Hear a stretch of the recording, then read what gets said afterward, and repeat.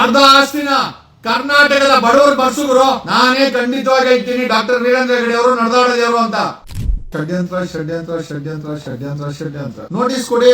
ಅವ್ರು ದಾಖಲೆ ಕೊಡ್ತಾರೆ, ಷಡ್ಯಂತ್ರ ದಾಖಲೆ ಕೊಡ್ತಾರೆ. ನಡೆದಾಡೋ ದೇವರು ಬಡ್ಡಿ ವ್ಯವಹಾರ ಮಾಡ್ತಾರೆ. ನಾವು ಓಟಿ ರವಿ, ಮೊದಲೇ ನೀನು ಬೆಳಗ್ಗೆನೆ ಕುಡಿತೀಯ, ಇನ್ನು ರಾತ್ರಿನೂ ಕುಡಿದಿರ್ತೀಯ. ಅದು ಯಾವಾಗ ಮಾತಾಡ್ತೀಯೋ ನಮ್ಗೆ ಅರ್ಥ ಆಗಲ್ಲ. ಸತ್ಯ ಯಾವತ್ತಿದ್ರೂ ಸತ್ಯವಾಗಿಯೇ ಇರುತ್ತೆ. ಸತ್ಯಕ್ಕೆ ನಾವು ಜ್ಞಾಪಕ ಇಟ್ಟುಕೊಳ್ಳುವ ಅವಶ್ಯಕತೆ ಇರುವುದಿಲ್ಲ. ಅದೇ ಒಂದು ಗೋವಿನ ಕಥೆ, ಹಿಂದೆ ಬಂದರೆ ಆಯಬೇಡಿ, ಮುಂದೆ ಬಂದರೆ ಒಗೆಬೇಡಿ, ಸತ್ಯ ಮಾತಿಗೆ ತಪ್ಪಿ ನಡೆದರೆ ಮೆಚ್ಚನ ಪರಮಾತ್ಮನು ಅಂತ ಒಂದು ಗೋವಿನ ಹಾಡೇನಿದೆ. ಅದೇ ರೀತಿ ಸತ್ಯಕ್ಕೆ ಯಾವುದೂ ಮುಖವಾಡ ಇಲ್ಲ. ಸತ್ಯ ಎಲ್ಲಿ ಬೇಕಾದ್ರೆ ಅನಾವರಣ ಆಗುತ್ತೆ. SIT ಅಧಿಕಾರಿಗಳು ಹೈಕೋರ್ಟಿನ ಮುಂದೆ ಹಾಜರಾಗಿ ಈ ಧರ್ಮಸ್ಥಳದ ವಿರುದ್ಧವಾಗಿ ಷಡ್ಯಂತ್ರ ನಡೀತಾ ಇದೆ, ಧರ್ಮವನ್ನು ಡ್ಯಾಮೇಜ್ ಮಾಡೋಕ್ಕೆ, ಧರ್ಮಸ್ಥಳವನ್ನು ಡ್ಯಾಮೇಜ್ ಮಾಡೋಕ್ಕೆ, ಮತ್ತು ಇನ್ನೊಂದಷ್ಟು ಆ ಧರ್ಮಾಧಿಕಾರಿ ವೀರೇಂದ್ರ ಹೆಗಡೆ ಅವ್ರ ಫ್ಯಾಮಿಲಿನ ಡ್ಯಾಮೇಜ್ ಮಾಡಲಿಕ್ಕೆ ಅಂತ ಏನು ಐ ಥಿಂಕ್ ಸಾಮಾಜಿಕ ಜಾಲತಾಣಗಳಲ್ಲಿ Bommai, BC Patil, Ashoka, Giliyaru, Kirik Keerthi, Power TV Rocky, ಆಮೇಲೆ ಸುವರ್ಣ ಟಿವಿಯ ಐ ಥಿಂಕ್ ಸಾಕಷ್ಟು ಜನ, ವೈ ನಾಟ್, ಎಲ್ಲರೂ ಒಂದೇ ವಿಚಾರ, ಈ ತನಿಖೆ ಆಗಬಾರ್ದು, ಷಡ್ಯಂತ್ರ ಷಡ್ಯಂತ್ರ ಷಡ್ಯಂತ್ರ ಷಡ್ಯಂತ್ರ ಷಡ್ಯಂತ್ರ. ಓಕೆ, ಈ ಷಡ್ಯಂತ್ರವನ್ನು SIT ಅವರು ತನಿಖೆ ಮಾಡಿ SIT ಮುಖ್ಯಸ್ಥ ಹೈಕೋರ್ಟ್ಗೆ ತಿಳಿಸಿದ್ದಾರೆ. ಯಾವ ಯಾವ ಆರೋಪಗಳೇನು ಬಂದಿದೆ ಷಡ್ಯಂತ್ರ ಅಂತಂದರೆ ವೀರೇಂದ್ರ ಹೆಗಡೆ ಅವರನ್ನು ಡ್ಯಾಮೇಜ್ ಮಾಡಬೇಕು, ಅಲ್ಲಿ ಹಿಂದೂ ಧರ್ಮವನ್ನು ಡ್ಯಾಮೇಜ್ ಮಾಡಬೇಕು ಅಂತ BJP ಅವರು ಹೇಳಿದ್ದು. ಅವ್ರಿಗೆ ಏನೋ ಒಂದು ಗೇಮ್ ಪ್ಲಾನ್ ಇತ್ತು ಅಂತ ಅನ್ಕೊಳ್ಳಿ. ನೋಡಿ, BJP ಅವರು ಹೇಳಿರೋ ವಿಚಾರವನ್ನು ರಾಜ್ಯ ಸರ್ಕಾರ SIT ಕಲ್ಲಿ ಎಷ್ಟು ಸೀರಿಯಸ್ ತನಿಖೆ ಮಾಡಿಸಿದೆ ಅಂತಂದರೆ ಐ ಆಮ್ ಶ್ಯೂರ್ ಹೈಕೋರ್ಟ್ನ ಮುಂದೆ ಇದನ್ನು ಹೇಳಿದೆ. ಈ ರೀತಿ ಅಲಿಗೇಷನ್ಸ್ ಬಂದಿದ್ದು ನಿಜ, ನಾವು ತನಿಖೆ ಮಾಡಿದ್ದು ನಿಜ, ಬಟ್ ಆದರೆ ಯಾವುದೇ ಪುರಾವೆಗಳು ಅಲ್ಲಿ ಷಡ್ಯಂತ್ರ ನಡೆದಿದೆ ಅಂತದಕ್ಕೆ ಯಾವುದೇ ಪುರಾವೆಗಳು ಸಿಕ್ಕಿಲ್ಲ ಅಂತಂದ್ರೆ ಈಗ ಅಶೋಕನ ಕೇಳಬೇಕು. ಷಡ್ಯಂತ್ರ ಅಂತ ಹೇಳಿದ್ರಲ್ಲ, ದಾಖಲೆ ಕೊಡು, ಎವಿಡೆನ್ಸ್ ಕೊಡು ಅಂತ SIT ಮುಖ್ಯಸ್ಥರು ಅಶೋಕನಿಗೆ ನೋಟಿಸನ್ನು ಕೊಡಬೇಕು. ಬೊಮ್ಮಾಯಿ ಹೇಳಿದ್ರು, ಮಾಜಿ ಮುಖ್ಯಮಂತ್ರಿ, I love you Bommai, Bommai Bommai, I love you Bommai, Bommai Bommai, I love you Bommai. Bommai ಅವ್ರಿಗೆ ಹೇಳ್ಬೇಕು ದಾಖಲೆ ಕೊಡಿ ಅಂತ. ಪವರ್ ಟಿವಿ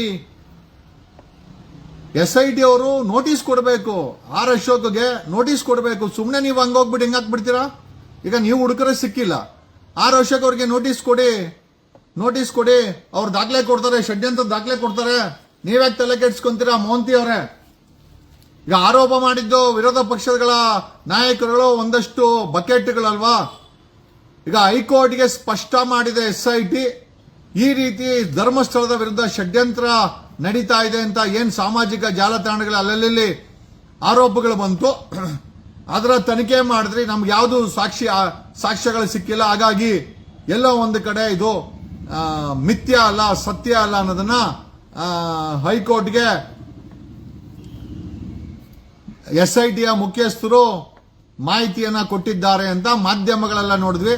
ಅಲ್ರಿ, ಷಡ್ಯಂತ್ರ ಇದ್ರೆ ತಾನೇ ಷಡ್ಯಂತ್ರ ಸಿಕ್ಕಾಕೊಳ್ಳೋದು. ನಾವೇನಾದ್ರೂ BJP ಅವ್ರ ತರ ಎಲೆಕ್ಟ್ರಾನಿಕ್ ಬಾಂಡ್ಸ್ ಗಳನ್ನ ಸೀಕ್ರೆಟ್ ಆಗಿ ಪಕ್ಷಕ್ಕೆ ದೇಣಿಗೆ ತಗೊಂಡ್ರೆ ಅದು ಎಲ್ಲೋ ಒಂದು ಕಡೆ ಷಡ್ಯಂತ್ರ ಮಾಡವ್ರೆ ಅಂತ. ಎಲ್ಲಿ ತಗೊಂಡಿದ್ದೀವಿ? ಯಾರು ಕೊಟ್ಟಿದ್ದಾರೆ? ನನಗೇನೋ ಫಂಡಿಂಗ್ ಮಾಡಿದಾರಾ? ಇಲ್ಲ ಹೋಗ್ಲಿ, ಮಹೇಶ್ ತಿಮ್ರೋಡಿಗೇನೋ ಫಂಡಿಂಗ್ ಆಗಿದ್ಯಾ? ಸಮೀರ್ಗೆ ಫಂಡಿಂಗ್ ಆಗಿದ್ಯಾ ಫುಲ್ ಡ್ಯಾಮೇಜ್ ಮಾಡ್ಬಿಡಕ್ಕೆ? ಗಿರೀಶ್ ಮಠನ್ ಅವ್ರಿಗೆ ಫಂಡಿಂಗ್ ಆಗಿದ್ಯಾ? ತೋರಿಸಿ.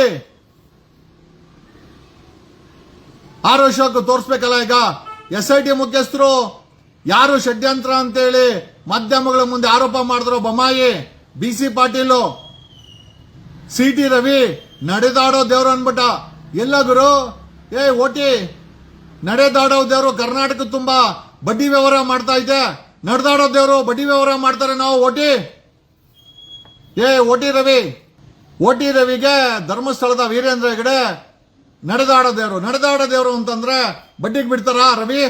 ಓಟಿ ಮೊದಲೇ ನೀನು ಬೆಳಗ್ಗೆನೆ ಕುಡಿತೀಯ, ಇನ್ನು ರಾತ್ರಿನೂ ಕುಡಿದಿರ್ತೀಯ, ಅದು ಯಾವಾಗ ಮಾತಾಡ್ತೀಯೋ ನಮ್ಗೆ ಅರ್ಥ ಆಗಲ್ಲ. ಏನೋ ಅಲ್ಲ, ಅವನ ಪ್ರಕಾರ ಅವರು ನಡೆದಾಡೋ ದೇವರು ಬಡ್ಡಿ ಕೊಡ್ತಾರಾ? ಗೊತ್ತಿಲ್ಲ, ಹೇಳ್ಬೇಕು. ನಡೆದಾಡೋ ದೇವರು ಅಂದ್ಬಿಟ್ರೆ ತುಮಕೂರಿನ ನಮ್ಮ ಸಿದ್ಧಗಂಗಾ ಸ್ವಾಮಿಗಳನ್ನ ನಡೆದಾಡ ದೇವರು ಅಂತ ಇದ್ರೆ ಒಂದು 15,000 ಜನಕ್ಕೆ ಊಟ ಆಗ್ತಾ ಇದ್ರು. ಸ್ವಾಮೀಜಿಗಳು ಯಾವತ್ತೂ ಬಡ್ಡಿ ವ್ಯವಹಾರ ಮಾಡಿಲ್ಲ, ಸ್ವಾಮೀಜಿಗಳು ಹಣಕ್ಕೆ ಆಸೆ ಬಿದ್ದಿಲ್ಲ, ಅಲ್ಲಿ ಮಠದಲ್ಲಿ ಎಲ್ಲೂ ಕೊಲೆಗಳಾಗಿಲ್ಲ ಈ ರೀತಿ. ಅದಕ್ಕೆ ನಾವು ಅವ್ರನ್ನ ನಡೆದಾಡ ದೇವರು ಅಂತ ಇವತ್ತು ಹೇಳ್ತೀವಿ. ಇವನು ಓಟಿ ರವಿ ಧರ್ಮಸ್ಥಳ ವೀರೇಂದ್ರ ಹೆಗಡೆನ ನಡೆದಾಡೋ ದೇವರು. ಯಾವ ಕಾಲ್ಪನಿಕ ಕಾಲದಲ್ಲಿ ಇದೆಯಾ ಗುರು ನೀನು? ನಡೆದಾಡೋ ದೇವರು ಬಡ್ಡಿಗೆ ಕರ್ನಾಟಕದ ಮೂಲೆ ಮೂಲೆಯಲ್ಲಿ ಧರ್ಮಸ್ಥಳದ ಬಡ್ಡಿ ದುಡ್ಡು ಓಡಾಡ್ತದೆ. ನಾವಿವಾಗ ಅದನ್ನ ಎನ್ಫೋರ್ಸ್ಮೆಂಟ್ ಡೈರೆಕ್ಟರೇಟ್ಗೆ ಬರ್ದಿದ್ದೀವಿ. ಮನಿ ಲಾಂಡ್ರಿಂಗ್ ಅಲ್ಲಿ ಇವರ ಸಂಸ್ಥೆಗಳನ್ನ ತನಿಖೆ ಮಾಡಿ ಅಂತೇಳಿ we already filed a complaint to enforcement directorate, director general of income tax, CBDT central board of direct taxes, directorate of revenue intelligence, economic offence wing CBI. Modi ಅವ್ರಿಗೂ ಒಂದು ಕಾಪಿ ಹಾಕಿದೀವಿ ಇರ್ಲಿ ಅಂತ, ಸಿದ್ದರಾಮಯ್ಯನವ್ರಿಗೊಂದು ಕಾಪಿ, SITಗೊಂದು ಕಾಪಿ, ಎಲ್ಲ ಹಾಕಿದ್ದೀವಿ. ಅಲ್ಲ ಗುರು, ನಡೆದಾಡ ದೇವರು ಕರ್ನಾಟಕದಲ್ಲಿ ಬಡ್ಡಿ ಕೊಡ್ತದ? ದೇವ್ರ ನಡೆದಾಡ ದೇವರು ಅಂತಂದ್ರೆ ದೇವರು ಈ ಒಂದು ಎಂಟೈರ್ ಬ್ರಹ್ಮಾಂಡವನ್ನ ಸೃಷ್ಟಿಕರ್ತ. ನೀವು ನಡೆದಾಡ ದೇವರು ಅಂತಂದ್ರೆ ನಡೆದಾಡ ದೇವರಿಗೆ ಆಸೆ ಇರಬಾರ್ದು. ಒಂದ್ ಕೆಲಸ ಮಾಡು. ಈಗ ಒಂದು ಆಪ್ಷನ್ ನಡೆದಾಡ ದೇವರು ಅಂತ ಹೇಳ್ದಲ್ಲ, ಒಂದ್ ಕೆಲಸ ಮಾಡ್ಸು. ವೀರೇಂದ್ರ ಹೆಗಡೆ ಅವರಿಗೆ 1,000 ಕೋಟಿ ರೂಪಾಯಿ ಆಸ್ತಿ ಇದೆ. ಅರ್ಧ ಆಸ್ತಿನ ಕರ್ನಾಟಕದ ಬಡವರಿಗೆ ಬರ್ಸುಗುರು. ನಾನು ಖಂಡಿತವಾಗಿ ನಾನೇ ಹೇಳ್ತೀನಿ, ಧರ್ಮಸ್ಥಳದ ಡಾಕ್ಟರ್ ವೀರೇಂದ್ರ ಹೆಗಡೆ ಅವರು ದೇವ್ರೇ ಅಂತ. ಅವರ ಅರ್ಧ ಆಸ್ತಿನ ಒಂದ್ ಕೆಲಸ ಮಾಡ್ಸು. ಓಟಿ ಸಿಟಿನ ಓಟಿನ ಗುರು, ಕನ್ಫ್ಯೂಷನ್ ಇದೆ, ಬೇಜಾರು ಮಾಡ್ಕೊಂಬಿಡಿ. ಆಮೇಲೆ ಅದನ್ನ ನೀವು ಓಟಿ ಅಂತ ಓಟಿ ಅಂದ್ರೆ ಅದನ್ನ ಓಟಿನೂ ಇದೆ, ಡ್ರಿಂಕ್ಸ್, ಅದು ಬೇರೆ ವಿಚಾರ. ಓಕೆ, ನಮ್ ಪ್ರಶ್ನೆ ಏನಪ್ಪಾ ಅಂತಂದ್ರೆ ನಡೆದಾಡ ದೇವ್ರ ಹತ್ರ ಇರುವಂತ ಆಸ್ತಿನ ಕರ್ನಾಟಕದ ಬಡವರಿಗೆ 50% ಬರ್ಸುಗುರು. ನಾನೇ ಖಂಡಿತವಾಗಿ ಹೇಳ್ತೀನಿ, ಡಾಕ್ಟರ್ ವೀರೇಂದ್ರ ಹೆಗಡೆ ಅವರು ನಡೆದಾಡ ದೇವರು ಅಂತ.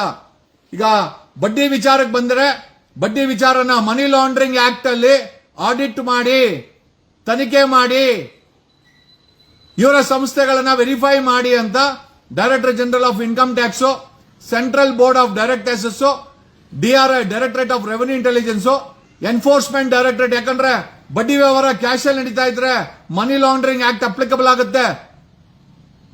ಧರ್ಮಸ್ಥಳದ ಬ್ಯಾಂಕ್ ಬಡ್ಡಿ ಕೊಡಬಹುದಾ? ಪ್ರಾವಿಷನ್ ಇದೆಯಾ? RBI provision. ಈ ರೀತಿ ಬಡ್ಡಿ ಕೊಡೋ ಜಾಗಗಳಲ್ಲಿ ಹಿಂಸೆ ಕೊಡಬಹುದಾ? ರೌಡಿಗಳನ್ನ ಬಿಟ್ಟು ರಿಕವರಿ ಮಾಡಬಹುದಾ? RBI ಗೈಡ್ಲೈನ್ಸ್ ಫಾಲೋ ಮಾಡ್ದಿರಾ ಬಡ್ಡಿ ವ್ಯವಹಾರನ ನಡೆಸಬಹುದಾ? ನಡೆಸಿದ್ರೆ ಡೆಫಿನೆಟ್ಲಿ ಆಡಿಟ್ ಆಗ್ಬೇಕಾಗತ್ತೆ. ಎಷ್ಟು 1,000 ಕೋಟಿ ದುಡ್ಡಿದೆ ಕರ್ನಾಟಕದಲ್ಲಿ, ಧರ್ಮಸ್ಥಳದ ಎಲ್ಲಿಂದ ಬರ್ತಾ ಇದೆ? ಆಡಿಟ್ ಮಾಡ್ಲಿ, ಲೆಕ್ಕಾಚಾರ ಇನ್ಕಮ್ ಟ್ಯಾಕ್ಸ್ಗೆ ಕೊಡ್ಲಿ, ಡೈರೆಕ್ಟರ್ ಜನರಲ್ ಆಫ್ ಇನ್ಕಮ್ ಟ್ಯಾಕ್ಸ್ಗೆ ಕೊಡ್ಲಿ, CBDT ಸೆಂಟ್ರಲ್ ಬೋರ್ಡ್ ಆಫ್ ಡೈರೆಕ್ಟರ್ಸ್ಗೆ ಅದನ್ನು ಕೊಡ್ಲಿ. ಷಡ್ಯಂತ್ರ ಇಲ್ಲಂತೆ. ಈಗ ಷಡ್ಯಂತ್ರ ಅಂತ ಬೊಮ್ಮಾಯಿ ಹೇಳಿದ್ರು, ಅಶೋಕ್ ಹೇಳ್ದ, BC ಪಾಟೀಲ್ ಹೇಳಿದ್ರು, BJP ಹೇಳಿದ್ರು, ಗಿಳಿಯಾರ್ ಹೇಳ್ದ, ಕಿರಿಕೀರ್ತಿ ಹೇಳ್ದ, ಪವರ್ ಟಿವಿಯನ್ ಹೇಳ್ದ, ಸುವರ್ಣ ಅಜಿತ್ ಹನುಮಕ್ಕನವರು ಜೈನ್ ಅವರೇ ಹೇಳಿದ್ರು. ಈಗ ತೋರಿಸಿ ಷಡ್ಯಂತ್ರದ ಯಾವುದೇ ಎವಿಡೆನ್ಸ್ SIT ಅವ್ರಿಗೆ ಸಿಕ್ಕಿಲ್ಲಂತೆ. ಇದ್ರೆ ತಾನೇ ಷಡ್ಯಂತ್ರ.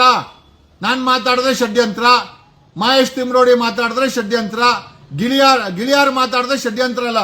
ಈಗ ಅವನ್ ನೋಡಿ, ಈಗ ನಮಗ್ ಬೇಕಾಗಿರೋದೇನು ಅಂತಂದ್ರೆ, ನಾವು ಕೂಡ ಕಂಪ್ಲೇಂಟ್ ಅನ್ನ ಫೈಲ್ ಮಾಡಿದೀವಿ.